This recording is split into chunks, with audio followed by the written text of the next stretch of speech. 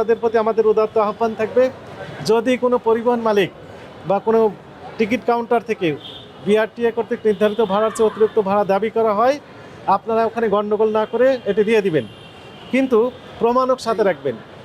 যে অতিরিক্ত ভাড়া নিয়েছে তার প্রমাণক সাথে রেখে আপনি স্মার্টফোনের সাহায্যে www.dncrp.com এইখানে আপনি লিখিত অভিযোগ দিতে পারবেন। 30 দিনের মধ্যে লিখিত অভিযোগ দায়েরের বিধান রয়েছে। 30 দিনের মধ্যে লিখিত অভিযোগ পেলে আমরা এটি তদন্ত করে যখন দেখব যে আসলে জেনুইন আপনার অভিযোগ, সেক্ষেত্রে অভিযুক্ত প্রতিষ্ঠানকে সর্বোচ্চ 50,000 টাকা অর্থদণ্ড অথবা 1 বছর কারাদণ্ড অথবা উভয় দণ্ডের বিধান রয়েছে। জাতীয় ভোক্তা অধিকার সংরক্ষণ অধিদপ্তরের মহাপরিচালক মহোদয়ের নির্দেশনায় দেশব্যাপী একযোগে এই বিভিন্ন বাস কাউন্টার যেখানে অতিরিক্ত ভাড়া নেওয়া হয় বলে যে অভিযোগ আসে সেটি তদারকি করার জন্য অভিযান পরিচালনা করা হচ্ছে। এরই অংশ হিসেবে ঢাকা মহানগরীতে যে গুরুত্বপূর্ণ 3টি বাস স্ট্যান্ড রয়েছে, তার মধ্যে রয়েছে গাবতলী কল্যাণপুর বাস স্ট্যান্ড, এই Mohakhali bus stand, Saidabad bus stand, এইগুলোতে পরিদর্শন করা হচ্ছে। তো এখানে আমরা যে অভিযোগগুলো মূলত যেটি পেয়ে থাকি প্রতি বছর, সেই অভিযোগগুলো আমরা এখানে আবার পেলাম না। আমরা সরেজমিনে তদন্ত করলাম, বিআরটিএ কর্তৃক নির্ধারিত যে ভাড়া, সেই ভাড়ার মধ্যেই এই বাসের পরিবহন মালিক নিয়ে থাকছেন এবং যাত্রী হয়রানি নিয়ে তেমন অভিযোগ আমাদের কাছে নেই।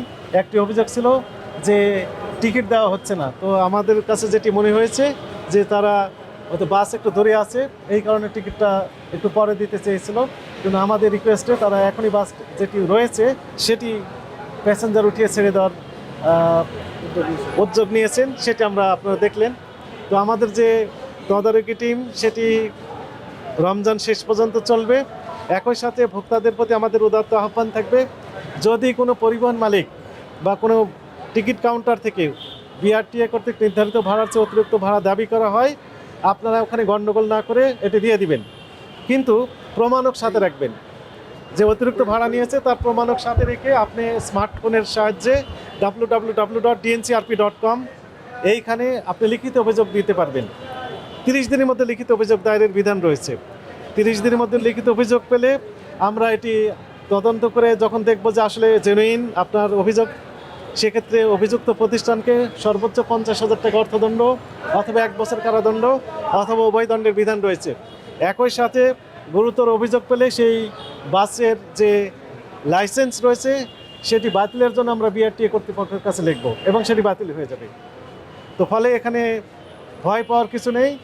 প্রতারিত যদি হয়ে যান তাহলে প্রতিকার দেওয়ার জন্য জাতীয় ভোক্তা অধিকার সংরক্ষণ অধিদপ্তর প্রস্তুত রয়েছে। আমাদের একটি হটলাইন নাম্বার রয়েছে 1611, 24 ঘন্টা এই নাম্বারটি ওপেন থাকে। আপনারা কোনো রকমের পরামর্শ নেওয়ার জন্য এই নাম্বারে ফোন করেও জানতে পারবেন বিস্তারিত। তো জনস্বার্থে আমাদের অভিযান অব্যাহত থাকবে। Thank you.